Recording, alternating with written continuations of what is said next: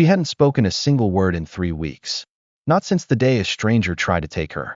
But when 5-year-old Emily walked into the courtroom, hand in paw with a scarred German shepherd named Max, something unimaginable happened. She didn't need to speak, because Max remembered. What he did next brought an entire courtroom to tears and uncovered a truth even darker than anyone feared. Stay with us. This is a story of trauma, healing, and a silent miracle only God could have orchestrated. It was a gray April morning in Ashford, Oregon, a quiet town nestled in the valley between pine-covered hills and rolling fog. The courthouse stood solemn against the drizzle, its stone walls streaked by years of rainfall and silence. Inside Courtroom 2A, the air was heavy, not just with dampness, but with the kind of collective breath-holding that only tragedy can birth. The gallery was filled with townspeople, legal aides, and quiet reporters scribbling in notepads. But the real hush fell when the double doors creaked open. Emily Carter, 5 years old, barely reached the waistline of the bailiff walking beside her. Her copper-red curls were tied into a loose braid, though wisps had already escaped and clung to her pale cheeks.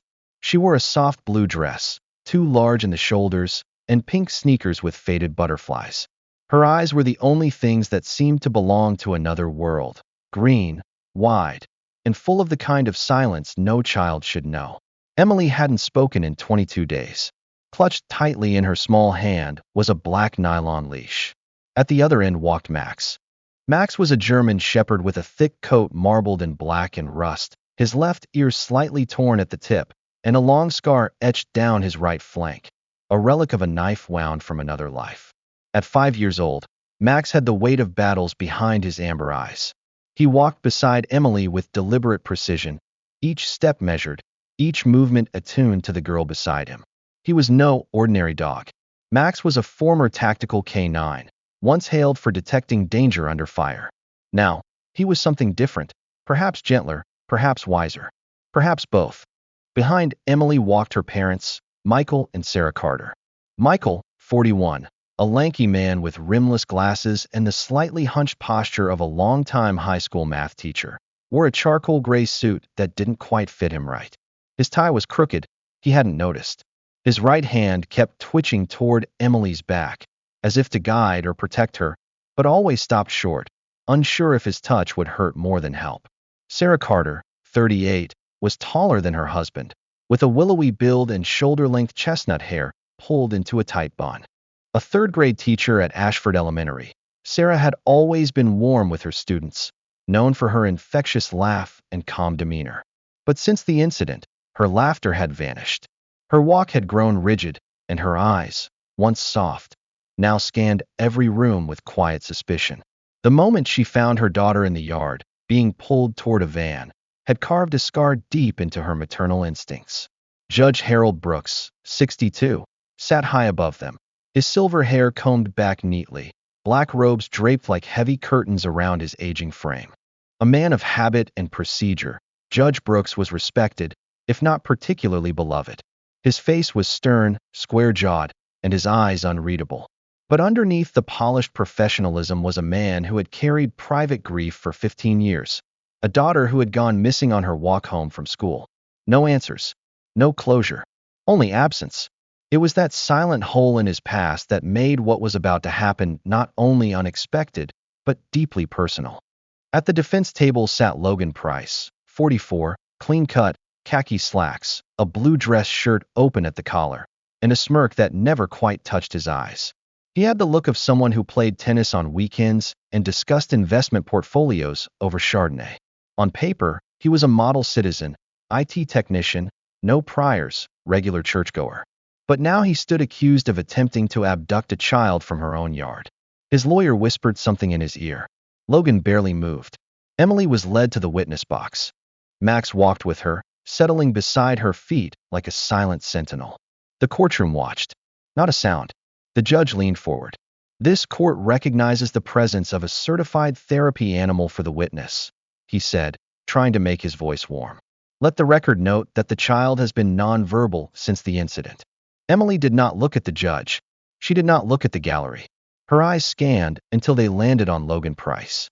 What happened next was so subtle it might have gone unnoticed, Had it not been for Max, Emily's small fingers shifted. A curl inward. Once. Twice. A coded gesture, part of a series she had practiced with Dr. Rachel Nguyen, a Vietnamese-American veterinary psychologist known for her progressive work with animal-assisted trauma therapy. Rachel had thick, curly hair usually pulled into a low bun, wide glasses, and the patient calm of someone who had spent hours waiting for broken things to speak. Max responded instantly. His head snapped up. His body tensed, but didn't lunge. A low growl. Not loud, not showy, just deep and tight, like a tremor beneath the earth. His ears were pinned forward. His eyes locked on Logan Price. Judge Brooks's gavel came down so hard it echoed against the walls. This court will recess for 15 minutes. Gasps. Whispers. The room stirred like a disturbed hive. Sarah rushed forward, her heels clicking sharply, reaching Emily with trembling hands. Emily didn't cry. She didn't speak. But her grip on Max's leash tightened. Rachel Nguyen met them outside the courtroom, gently placing a hand on Max's back. What happened? She asked quietly. Sarah's voice broke. She did the signal. He reacted. I think she remembered. Max stood tall, eyes still watching the courtroom door, as if expecting danger to re-emerge at any moment. Inside the judge's chambers, Judge Brooks sat alone for a long moment, staring at the security photo of Logan Price tucked inside the file. And then, slowly, he took off his glasses, leaned back, and whispered, "It's happening again." The rain had faded into a light mist by the time the Carters arrived at the Ashford Behavioral Recovery Center the following morning. The center stood on the outskirts of town, nestled between towering pines and overlooking a quiet lake whose surface looked like glass in the early light. The building itself was unassuming, a converted farmhouse painted in muted greens and grays to blend with the forest around it. A wooden sign near the gravel parking lot read, Ashford Center for Child and Animal-Assisted Trauma Therapy. Below it, in smaller letters, Dr. Rachel Nguyen, DVM, PhD. Inside, the walls were painted in soft hues of cream and sky blue, decorated with children's drawings and shelves filled with stuffed animals. The scent of lavender and faint pine drifted through the air, calming but not artificial. Sarah Carter walked with a rigid grace, her back straight, lips pressed into a thin line, scanning the room as if expecting danger even here. Her beige trench coat hung open, revealing a dark green sweater and pressed slacks, her hair neatly pulled back in a French twist. Though she greeted the receptionist politely, there was a hesitancy in her voice, like someone trying to smile through cracked glass. The past few weeks had etched deep fatigue into her features, and while she remained composed in front of Emily, her eyes betrayed an exhaustion that went far deeper than lost sleep. Michael Carter followed a step behind, carrying Emily in his arms. The little girl leaned against his chest, her head tucked beneath his chin, eyes half-lidded and unreadable. Michael whispered to her, soft and steady, the way one might speak to a wounded bird. He wore jeans and a cardigan, his shirt untucked, and for once he hadn't brought his school bag. The math teacher who used to recite puns in class now looked like a man half his usual volume, still kind, but dimmed. Max trotted beside them, ears perked, body relaxed but vigilant. He moved as if every space was already mapped in his mind. His fur was still damp from the morning mist, but he walked without pause, steps precise. In this place, Max was not just a therapy dog. He was legend. Dr. Rachel Nguyen stepped out of her office, clipboard in hand. She was in her early 40s, with a compact frame and a gentle smile that always reached her eyes. Her dark curls were tied in a low ponytail, a silver pendant resting at her collar. A pair of tortoiseshell glasses framed her face, giving her an almost professor-like look. She spoke with a measured voice, soothing, steady, as if every word had been rehearsed to calm storms. "Good morning, Emily," she said, crouching to eye level as Michael gently set his daughter down. "Max has been waiting for you." Emily glanced up, eyes flicking between Rachel and Max. No words, but she did take a step forward, one hand brushing lightly against Max's back. That was enough for Rachel. They led the child into the therapy room, a sunlit space with large windows, a rug shaped like a forest clearing, and corners filled with pillows, books, and gentle toys. Max entered first, pausing to scan the room before sitting near the window, his body a living anchor. Emily hesitated at the threshold, then walked to the corner closest to him, settling onto the floor with her legs crossed. Rachel took a seat across from them on a low cushion. She didn't speak immediately. She just observed. The first time Emily met Max had been nearly 2 weeks prior. Sarah and Michael had brought their daughter in without expectations. Emily had not spoken a word to any adult since the attack. She would cry at night, sometimes convulsively, sometimes in complete silence. No toys interested her. She flinched at doorbells and wouldn't walk outside without gripping Sarah's sleeve. But in that first session, Max had walked in, seen Emily curled against the wall, and stopped a good 10 feet away. He laid down, waited. For 20 minutes, no one moved. Then, quietly, Emily had crawled forward and pressed her hand to his paw. Today, Rachel set a small tray of colored wooden blocks in front of them. "Emily, do you want to build something today?" No answer. But Emily reached out and began sorting the blocks by color, occasionally glancing at Max, as if to make sure he approved. Rachel took notes, but kept her voice soft. "Michael said you and your dad used to play a game with hand signs," she said gently. "Like your own little code?" A flicker passed through Emily's expression, like a ripple across still water.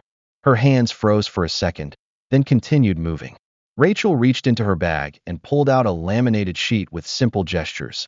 A curled finger for yes, a flat palm for no, 2 taps for help. She placed it between them. "You can use these if you want to. Max knows them too." Still no words. But Emily looked at Max. Her fingers curled once. Max, alert but calm, shifted slightly closer, laying his head near her knee. That was the second signal he'd responded to that morning. Rachel marked it in her file. Developing nonverbal emotional cue system. Progress noted. In the adjacent observation room, Sarah watched through the one-way glass.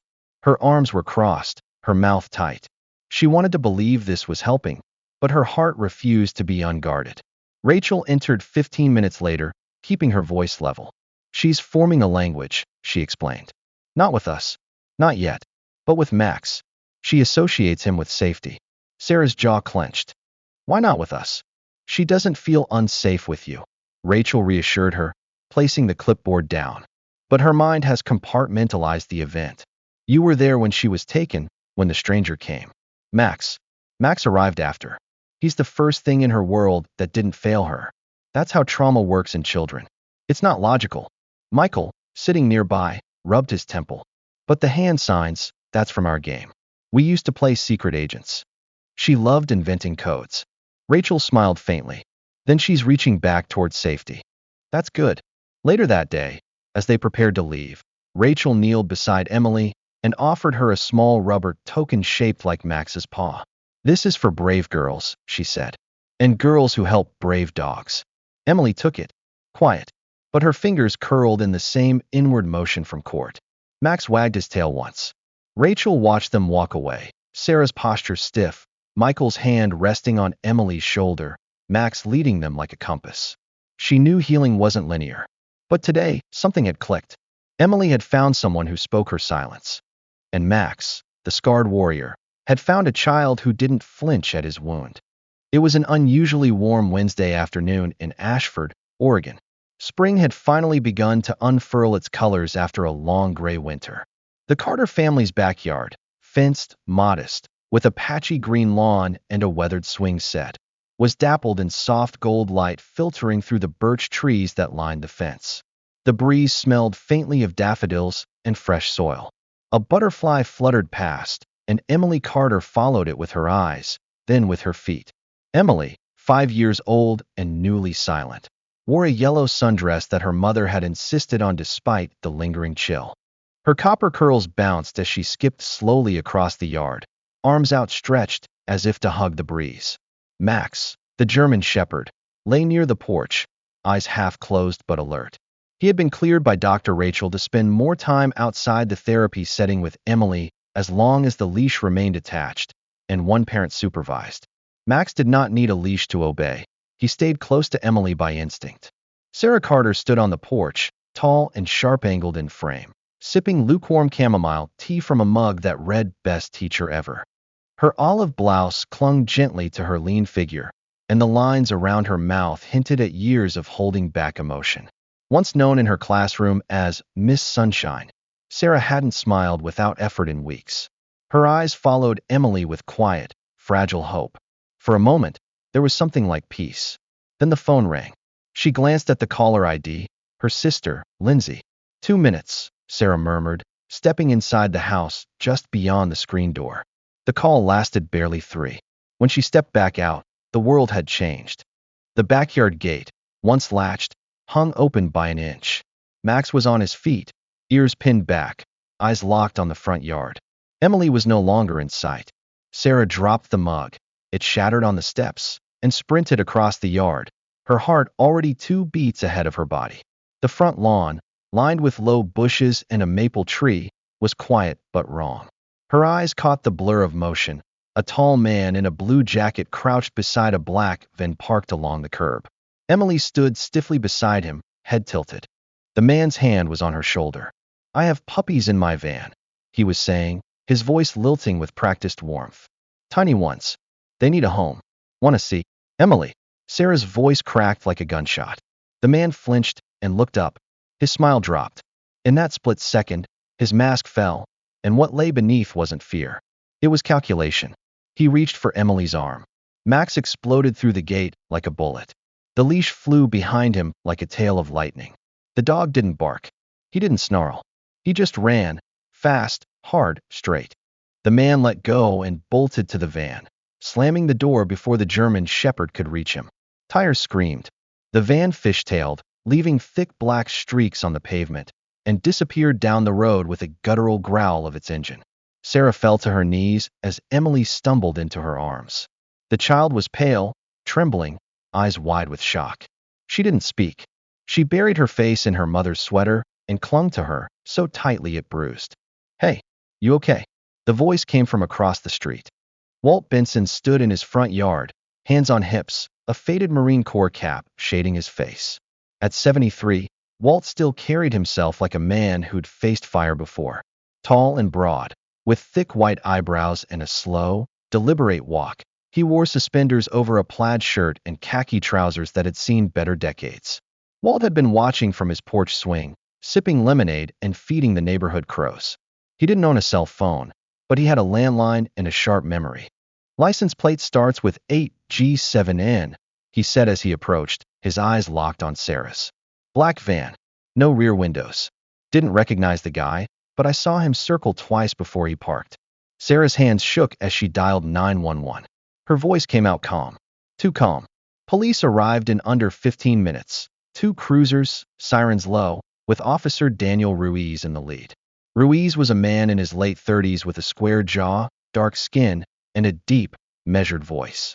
He took statements quickly but gently, crouching to eye level when speaking with Sarah and Michael, who had just arrived home from work, his tie half removed and panic in his eyes.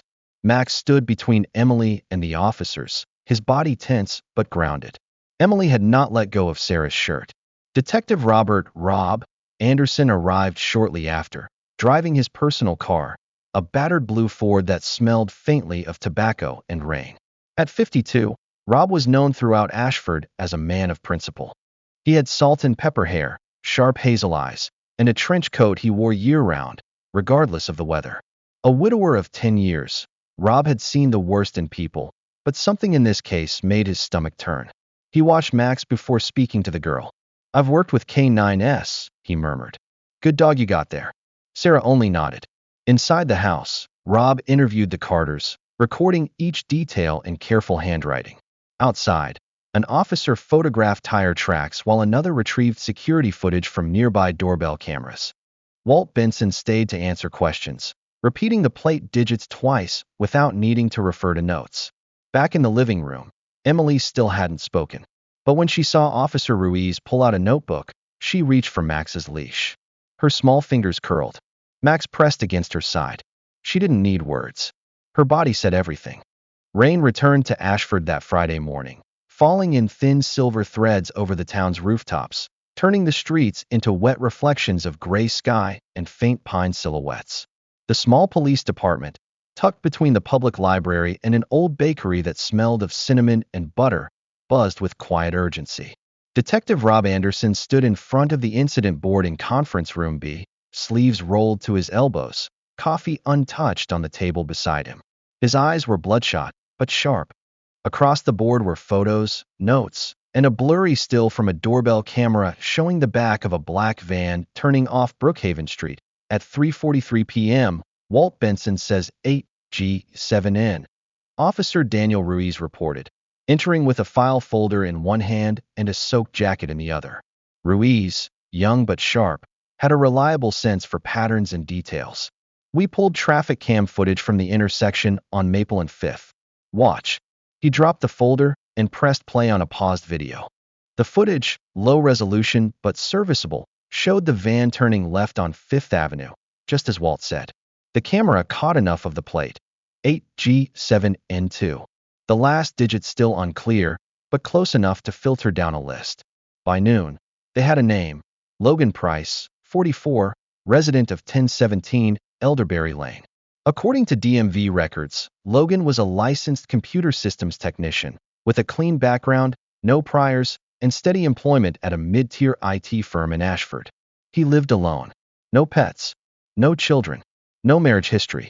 I don't like it, Anderson muttered, rubbing his chin. He's too clean. That's what's wrong. They secured a warrant by late afternoon. The garage at Logan's address was a narrow, detached unit behind a modest cream-colored ranch house. The lawn was obsessively neat, hedges trimmed with surgical precision, not a weed in sight. Anderson and Ruiz approached first, while backup waited just down the street. Logan answered the door wearing dark jeans, a navy turtleneck, and house slippers. He looked confused, but not alarmed. "Is something wrong, officers?" he asked, voice smooth, almost pleasant. "Just some questions about a vehicle matching yours involved in an incident with a child," Anderson said evenly. "Mind if we come in?" Logan nodded and stepped aside. Inside, the home was sparsely decorated, neat, modern, sterile. No pictures, no dust, nothing that offered a glimpse into who lived here. Anderson scanned the walls, the floors, the shelves, noticing the precision of every angle. "The garage?" Ruiz asked, pointing down the hallway. "Of course," Logan replied. "It's unlocked." They found it a minute later.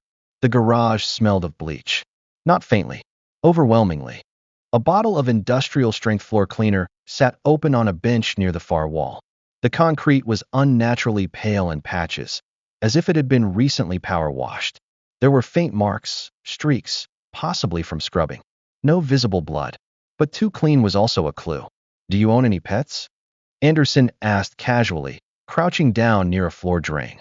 Logan's answer was immediate. "No, never have." Ruiz stepped outside and made a call. 30 minutes later, Max arrived in the back of Rachel Nguyen's silver SUV. She stepped out holding the leash, dressed in her usual field jacket, jeans, and hiking boots. Her curls were tied back tightly, her expression unreadable.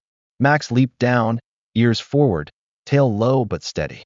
His gaze swept the garage once, then again. He didn't bark. He didn't growl. But he did walk in slow circles, nose close to the floor. Then he froze.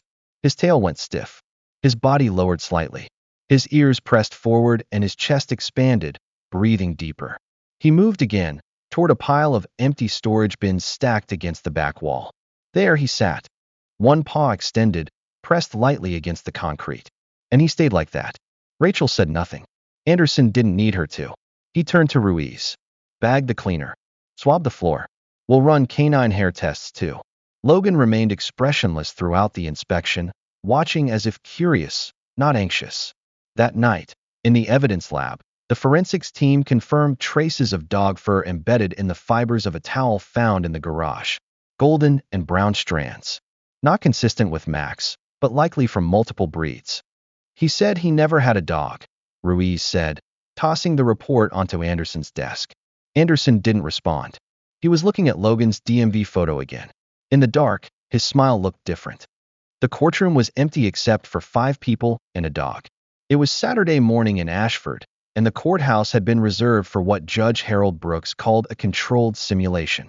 Outside, clouds bled light rain over the steps, leaving pale streaks on the windows.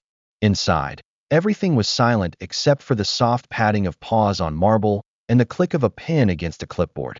Emily Carter sat in the witness box, her legs dangling over the edge, feet not yet touching the floor.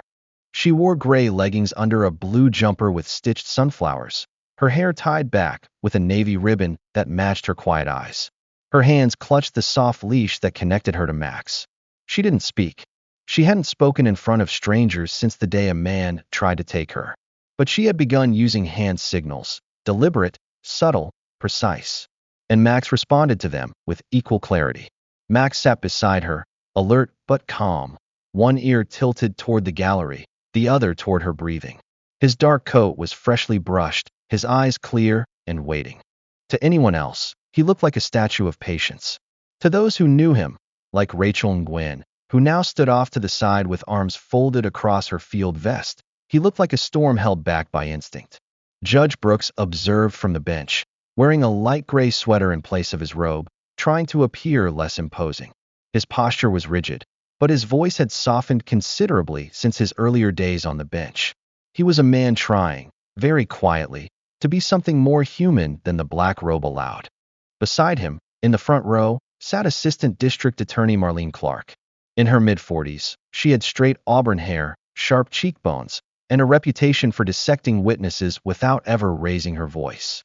Today, however, she leaned forward with the same care she might show a sleeping infant, her pen resting quietly on her notepad. "Emily," she said gently, "we're going to practice what it might feel like when we ask you questions in front of others. But Max will be with you the whole time. If anything feels scary, you can show us, and we'll stop." Emily didn't nod. But she didn't look away, either. Clark took a slow breath. "Do you remember the man who spoke to you in your yard?" Emily's right hand, still gripping Max's leash, twitched twice. A slow, curling gesture. Max's body responded instantly. His head lifted, and he leaned into her, nuzzling her side without prompting. "That's her yes," Rachel confirmed. "It's their second-level signal."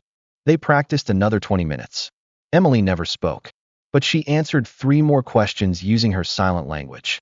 Max responded every time, grounding her like a lighthouse through fog. When it was done, Judge Brooks stood and said nothing for several seconds. "I think she'll be ready," he said finally, though his voice carried the doubt of a man who'd seen too many verdicts depend on too fragile a thing. 3 days later, the real trial began. Courtroom 1A was full to its edges. Reporters, families, attorneys, and a jury of 12 watched as the child who could not speak walked into the room with a dog at her side. The press had agreed to a partial blackout. No photos of the girl, no images of the dog during testimony. But that did not stop the public speculation. Silent witness, the headlines called her. The dog who never forgot. Logan Price sat at the defense table in a dark gray suit. His hair was perfectly combed. His hands were folded, motionless. His face, unreadable. When Emily entered, she didn't look at him. But Max did. The German shepherd's entire posture changed. Ears pinned forward, tail stiff, body no longer relaxed but not aggressive either. He stood between Emily and Logan, eyes locked on the man. He did not growl. He did not bark.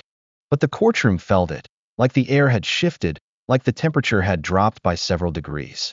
Assistant DA Clark paused, then glanced at Judge Brooks, who gave a single nod. They continued. Emily took her seat. Max remained at her side, never turning his gaze from Logan. 2 hours later, during a recess, a man approached Clark quietly from the back of the courtroom. He was in his early 60s, gray-stubbled jaw, deep-lined face, and broad shoulders that seemed like they'd been carrying weight for too long.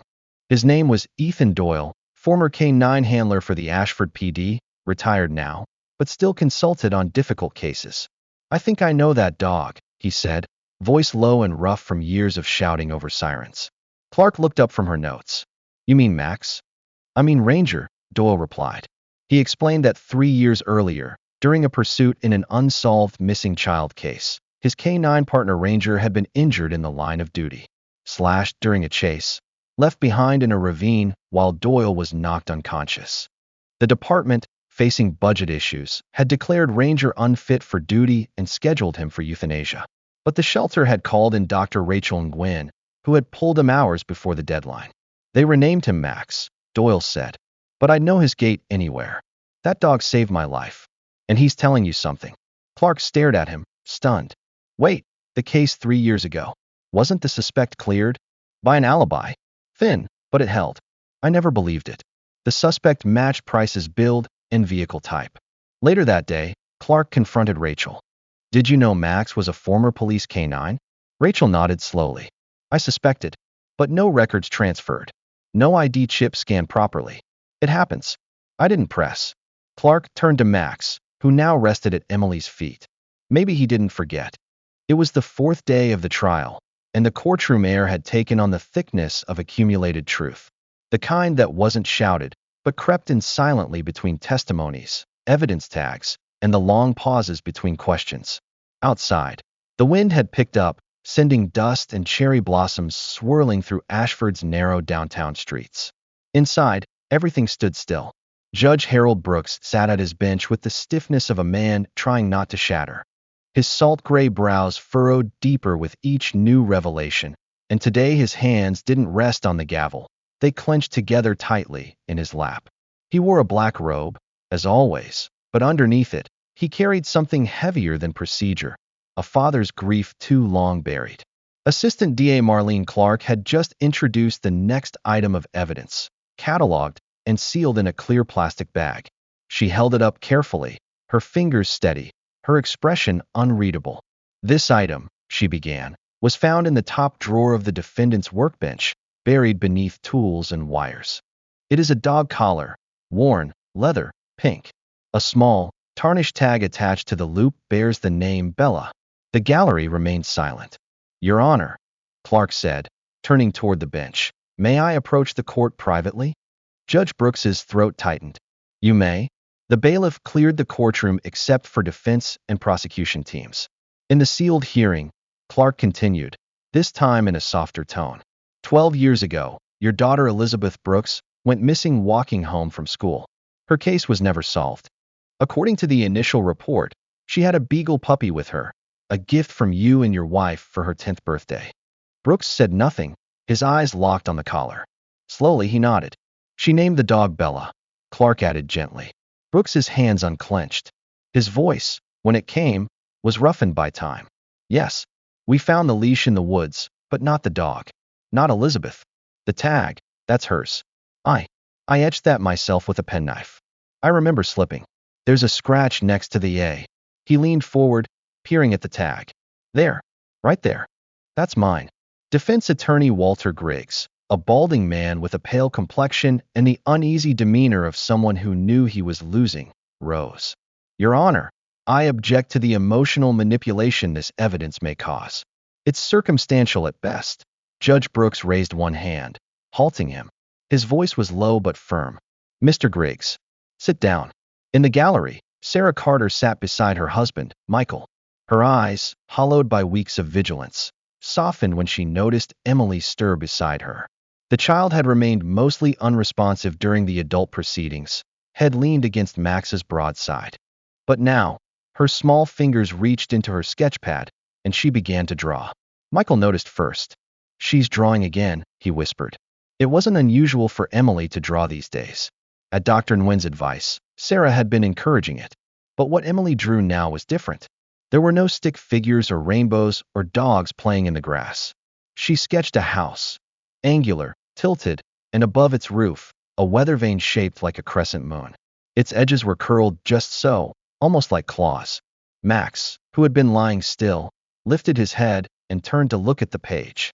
Emily whispered something, just loud enough for Sarah to hear. Max said I had to draw it, so we could find them. Sarah looked at her daughter, stunned. Find who, sweetheart? The other kids, Emily murmured, almost like a breath. They're waiting. Dr. Rachel Nguyen, seated just behind the family, leaned forward. Let me see that. She gently took the page from Emily's hand and studied the details. The house, the shape of the roof, the weather vane. Strange, specific. The style was not one she'd seen in Emily's previous drawings, which tended towards soft lines and gentle colors. This was bold, angular, shaded heavily in gray and black. It pulsed with unease. Rachel flipped open her tablet and pulled up archive case files from the missing children reports that had been quietly reopened. When she reached the file of Elizabeth Brooks, Judge Brooks's daughter, her breath caught. There it was. A note from the investigating officer. Last known witness described an old house with a moon-shaped weather vane near Timber Road, northeast Ashford. Property long abandoned. No structural search completed. Judge Brooks, Rachel said carefully, rising from her seat. I believe this drawing has significant implications for the case, possibly for your daughters. Brooks looked down, the weight of memory crashing over his courtroom authority. I know that house, he whispered. We never found it. We never searched it. The land was private then, owned by a man who refused access. Clark stood, instantly alert. That land now belongs to the city. Brooks nodded slowly, his eyes returning to Emily. Max looked at the judge, too, then back at Emily, then the drawing. It was more than a hunch. It was something alive in the room. That night, a team was sent to the property under court order. Emily's drawing was matched with the satellite image of the structure. The weather vane was still there, rusted but intact. Investigators breached the boarded door just after midnight. Inside, they found children's clothing, a hairbrush, scraps of bedding, a notebook filled with drawings remarkably similar to Emily's. But no people. Yet. The morning light was pale and cold when the forensic team returned to 1017 Elderberry Lane. The rain had stopped, leaving the driveway slick with reflective puddles. Max stepped out of Rachel Nguyen's SUV and immediately lifted his head, nose twitching. The tall German shepherd had a presence that made the air shift around him. Alert, deliberate, not aggressive, but always reading something others couldn't see. Rachel, walking beside him with a steady grip on the leash, wore her weathered olive coat over a thermal vest, her hair pulled back into a tight braid. She glanced at Detective Rob Anderson as he approached, nodding toward the garage. You said he reacted last time near the far wall? Anderson, broad-shouldered, grizzled from decades of exposure to human darkness, scratched at his beard and nodded. Right by the workbench. We found traces of blood deep in the grout. But there's something else. They stepped inside. The garage was still filled with the acrid remnants of bleach, but Max didn't hesitate. He walked straight to the corner, then stopped, tail stiff, ears high. His paws scraped the floor, once, then again, before he let out a low, guttural whine. Rachel knelt beside him, pressing her hand to the concrete. It's not just blood. Something's beneath. The team brought in ground-penetrating radar by mid-afternoon. The results were immediate. A hollow space beneath the floor, rectangular, 2 feet wide, 5 feet long. A trapdoor, cleverly tiled over and sealed. Anderson called in a specialized team to carefully chip away the section. By nightfall, they had uncovered a metal hatch bolted shut. Inside was a narrow staircase that descended 10 feet into what looked like a soundproof bunker, concrete-lined, reinforced walls padded with acoustic foam. The scent of mildew and antiseptic lingered, mixed with something more human. There was a cot, old, stained bedding, scratched walls, and scattered toys, dolls, broken crayons, a juice box still half full and warm. And then, in the corner, under a filthy blanket, a child. She was around 6 or 7, barefoot and barely conscious. Her hair was matted, her face thin and pale as wax, with wide brown eyes that flinched at the light. She did not scream. She did not cry. But when Max approached, she blinked and reached out. Her name, according to the tag sewn into the collar of her torn hoodie, was Chloe Hayes. She had been missing for 8 months. Paramedics arrived in under 10 minutes, but she refused to let go of Max's fur until they reassured her he would follow. Rachel rode with her in the ambulance, holding Max's leash the entire way, whispering soothing words even as her own hands trembled. Chloe clutched a broken rubber duck, the same one listed in the Hayes family's missing persons report. Back at the station, Sarah Carter was sitting with Emily in the observation room. Sarah, tall and willow-thin, had always been composed, but the stress of recent weeks had carved gentle worry lines into her face. Her once straight posture had curved protectively around her daughter. She watched Emily quietly sketch something on a fresh page. Emily had drawn again. A hallway, a hatch, a small ladder, lines that curled like echoes. Sarah leaned forward, breath catching. Rachel, this is where they found her, isn't it? Rachel had just returned, still wearing her field gear, her cheeks windburned and eyes swollen from tears she hadn't admitted yet. She looked at the drawing, nodded. Almost exactly. But how would Emily know? Emily looked up then. For the first time in hours, she whispered. Max told me. It was dark. But he remembered. Rachel sat beside her, voice cracking. Emily, you've never been in that place, have you? No, the girl said softly. But he has. That night, Rachel pulled the incident file from 3 years ago. Max, then Ranger, had vanished for several hours after chasing the suspect across Timber Road. When Ethan Doyle awoke in the hospital, Ranger had already been found injured near a dried-out creek, miles off course. But what if he had gone further? In Emily's latest drawing, there was more than just the bunker. There was a map, paths, intersections, a series of dots marked with small handprints. One of those dots led toward a red X, the hatch where Chloe was found. Another led to the woods, and a third was drawn in the shape of a spiral. Rachel photocopied the map and handed it to Anderson. I think Max remembers more than we ever gave him credit for, she said. Anderson stared at the sheet in silence, then folded it carefully. We'll search every mark, every last one. The wind had shifted by the time they brought Logan Price back into the interrogation room. It wasn't just the storm rolling in over Ashford's skyline, or the cool pressure in the air that preceded thunder. Something deeper had changed. For weeks, they'd chased whispers, scars, and half-seen shadows. Now the predator sat beneath a flickering ceiling light, wrists cuffed, posture loose, but eyes alive with a kind of cornered calm. Detective Rob Anderson leaned forward across the metal table. The lines in his face were deeper than before, etched by the weight of a child's silence and a dog's growl that never lied. You know why you're not dead, Logan? He said flatly. Because a little girl and a retired K-9 drew a map we never could. Logan, thin, pale, with streaks of gray at his temples and lips that seemed too red for his face, smirked. So what do you want? A confession? No, Anderson said, placing a folder on the table. I want the names. You weren't working alone. Logan didn't flinch. Instead, he leaned back in his chair. If I give you what I know, I want a deal. No death penalty. Transfer to federal custody. Isolation block. Somewhere cold. I know they'll come for me if you don't. Anderson said nothing at first. Then he pushed a sheet across the table. Sign this. Limited immunity for capital charges in exchange for full cooperation, recoverable children, and names. If you're lying, we throw you into Gen Pop with your secrets and let the other monsters sort it out. Logan took the pen. Over the next 5 hours, Logan detailed a network, more than just a ring. It was a loose but deliberate confederacy of men and women across 3 states, professionals who moved undetected through hospitals, school systems, shelters. They called themselves the Circle, though Logan noted, with a dry laugh. Most of us didn't know each other's faces. We used symbols, drop points, old CB radio codes. It was cleaner that way. He listed 4 active locations, 1 in Georgia, 2 in Alabama, 1 in Kentucky. All rural, all forgotten. Children were moved and held for weeks before being trafficked through older underground routes, some dating back to Prohibition tunnels. Logan wasn't the leader, he claimed, just the one who handled the holding. His job was to break them quietly, emotionally, isolate them, keep them from screaming. They trusted me because I was forgettable, he said. I made kids disappear because people forgot I was there. The FBI moved that night. Across 3 states, coordinated with state police, they raided the sites.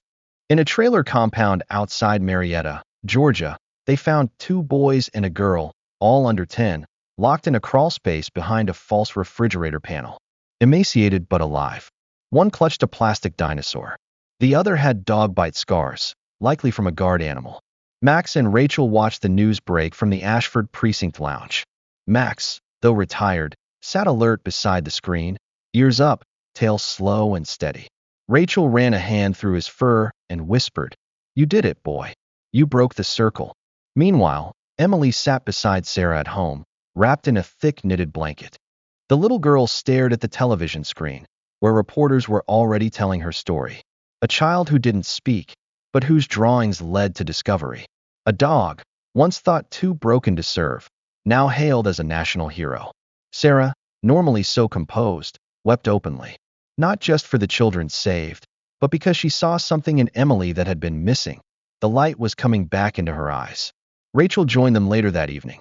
She brought a small blue folder. Inside, legal papers. The governor's office wants to push legislation, Mandatory therapy dogs in trauma cases, especially for minors. They're calling it the Max Protocol. Emily reached forward and hugged Max's neck. Then, softly, she spoke. Not a whisper. A voice. They listened. Sarah froze. What did you say, sweetheart? They listened. Emily repeated, firmer now. Because Max remembered. That week, Max and Emily appeared, through carefully managed channels, in national news features. Not interviews. Just footage of the two together. The girl brushing Max's coat. Max nuzzling her cheek. Silent, but deeply understood. Viewers donated thousands to a newly formed fund supporting therapy dogs and child trauma recovery. Back in Ashford, a mural was painted on the side of the community center.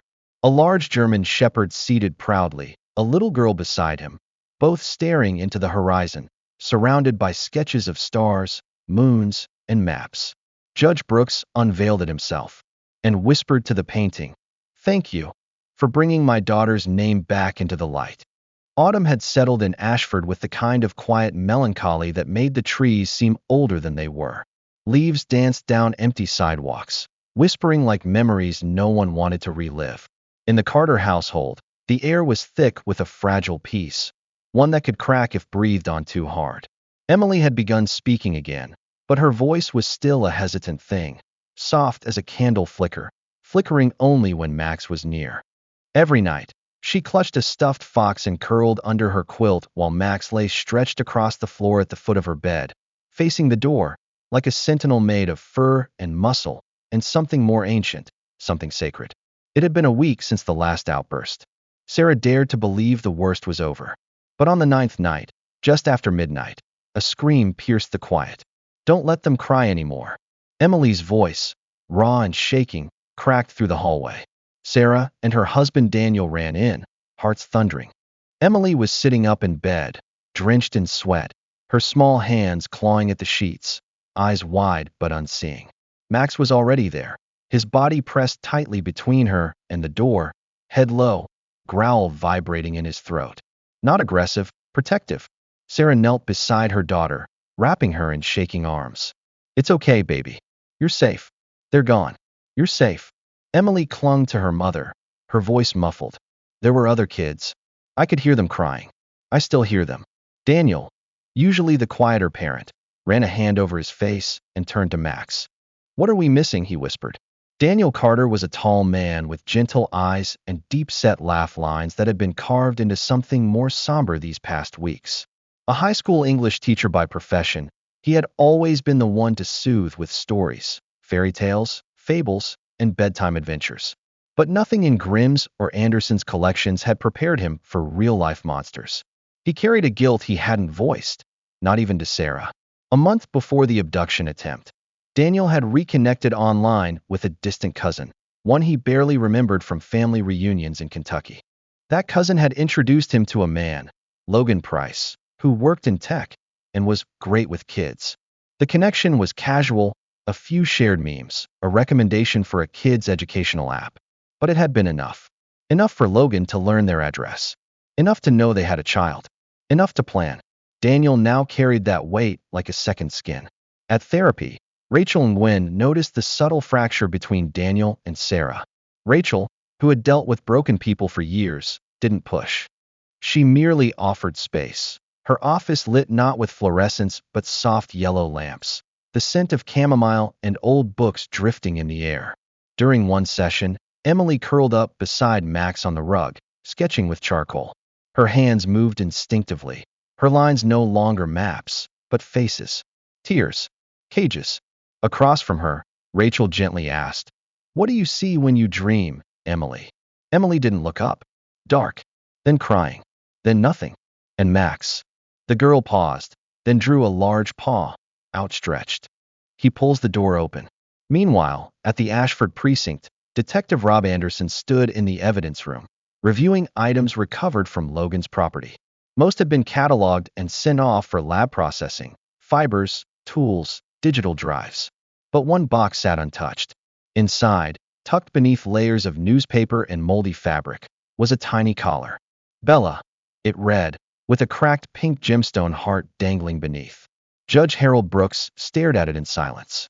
The tall, broad-shouldered man, once the unwavering voice of justice in 3 counties, looked older now, as if the revelation had weathered him like salt on stone.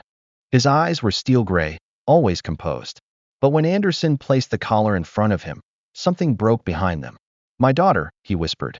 Her name had been Julia Brooks, 12 years old, vanished one summer while riding her bike. Her case had gone cold after 5 weeks. Until now. The forensic team matched the gemstone from Bella's collar to a similar fragment found embedded in the seams of the bunker's cot fabric. DNA testing on hair strands confirmed the unthinkable. Julia had been there. Likely held. Possibly killed. Her remains had not yet been recovered. Anderson stood silently beside the judge. "I need to recuse myself from anything further," Brooks said finally. "But before I go, I want her name spoken in every press conference. Every article. Every breath. She will not be just a victim. She was my daughter." Back at home, Emily had taken to placing Max's paw in her lap whenever she began to shake. She would sit like that for minutes at a time, whispering things no one could hear. Sarah watched it all with a mix of awe and sorrow. One evening, while Sarah folded laundry, she found a small note in Emily's jacket pocket. Written in crayon, it said, "If Max remembers, then I will too. I just need to not be afraid."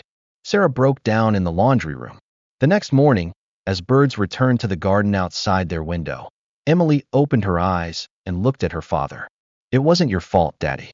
Daniel froze, the toast in his hand going cold. "What? I heard you crying last night," she said. "You said it was because of Logan. But he fooled lots of people. Even me." Daniel knelt in front of her, brushing her hair back. "You're not supposed to carry this." "I'm not," she said softly. "Max's." Max let out a small woof in agreement. The courtroom in downtown Ashford was packed, but quiet. A stillness like reverence.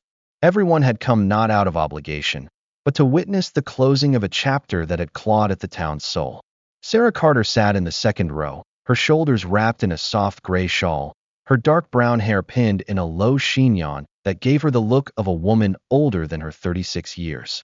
Her hands were folded tightly in her lap, but her eyes never left the small figure standing beside the witness box. Emily Carter stood there, in a pale blue dress with tiny sunflowers stitched near the hem. She wasn't testifying today. She didn't need to. Her presence, and the dog seated quietly at her feet, spoke more powerfully than any statement ever could. Max, the German shepherd whose scarred side had become a badge of loyalty and protection, lay still, his golden brown eyes fixed calmly on the man behind the defendant's table. Logan Price sat shackled, his once-groomed hair now a wiry mess, the shadows beneath his eyes suggesting a man who had spent many nights without sleep.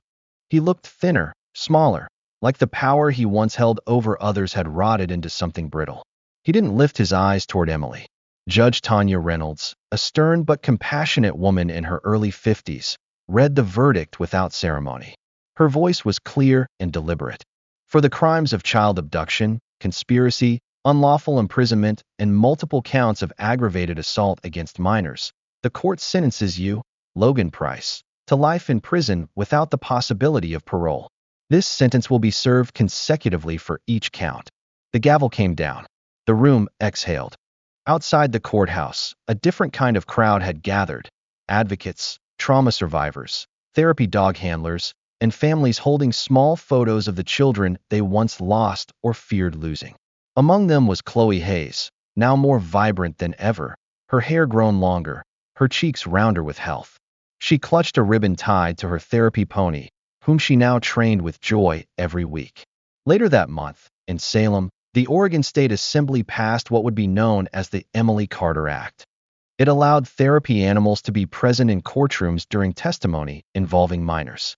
The law was met with overwhelming bipartisan support. Legislators cited the emotional recovery of Emily and others, all accelerated thanks to Max's calm presence and instinctive protection. At home, Max was no longer just on loan to the Carter family. He was theirs. Daniel filled out the final adoption papers, his signature trembling slightly as he handed them to the officer in charge. "We were never just fostering him," Daniel said softly. "He chose us." Max settled in as if he had always belonged. He had a new bed in Emily's room, his own bowl engraved with his name, and a line of chewed tennis balls he never quite destroyed. Sometimes, at night, he would still stand at the door, guarding, but his tail wagged more often now, and the tension that once gripped his body like armor had begun to melt. One crisp afternoon in October, the city of Ashford unveiled a bronze statue in Harmony Park. It wasn't grand or towering. It stood at child's height, level with the gaze of those it was meant to honor. The statue depicted Max, ears perked, gaze alert, one paw slightly lifted, his stance protective yet calm. Beneath it, a plaque read, "To Max, the silent hero who heard the cries we couldn't." The ceremony was small but heartfelt. Judge Brooks spoke first, his voice breaking only once, when he mentioned his daughter Julia. "This statue is for all the children who were taken, and for the one who came back, not just to heal, but to help others heal." Emily, standing nearby, gently rested her hand on Max's statue. "It looks just like him," she whispered to Sarah. That weekend, a special retreat was arranged outside Eugene, a horse therapy ranch built specifically for children who had survived trauma. The fields stretched wide, golden under the late autumn sun, dotted with gentle ponies, small cabins, and a central barn that smelled of hay and safety. Emily, Chloe, and 5 other rescued children spent 3 days there. They fed horses, painted rocks with hopeful words, and took part in a silent circle, an activity where each child could sit and share without being forced to speak. Some offered drawings. Others sang. Emily offered a poem, just a few lines. It ended with, "I found my voice in his paws." Max was never more relaxed than he was at that ranch. No tension, no growls. He wandered freely, pausing by each child, as if checking on them like an old soul tasked with one last mission. On the last evening, as the sun bled orange across the fields, Emily sat beside Max on the porch of the main cabin. Her fingers moved slowly through his fur. "We saved them, Max," she whispered. "Now it's time to grow up." Max nudged her shoulder in reply, his warm breath fogging the air between them. In the distance, the wind rustled a small row of wind chimes that hung from the barn, each note soft and shimmering like a prayer. And just like that, the girl who once couldn't speak and the dog who no longer served closed the chapter together, not in a courtroom, but in the silence of understanding.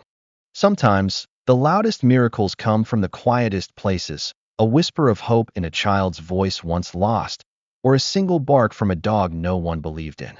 Emily and Max reminded us that healing doesn't always arrive with fanfare. It can walk in on 4 legs and lie quietly by the door, watching over you in the night. What happened in this story wasn't just justice, it was redemption. It was a reminder that God does not forget the forgotten, that he sends protectors in unlikely forms, even in the shape of a scarred German shepherd and a child with silent strength. In our daily lives, we may not all stand in a courtroom, but we all face battles, some visible, many invisible. Let this be a reminder. No matter how broken the past, there is always room for grace, for healing, and for new beginnings. If this story moved you, please share it with someone who needs hope today. Leave a comment to let us know your thoughts. If you believe in God's power to heal the wounded and protect the innocent, type Amen in the comments below. Subscribe to our channel for more stories like this, of love, courage, and the silent miracles that surround us. And may God bless you and your loved ones always.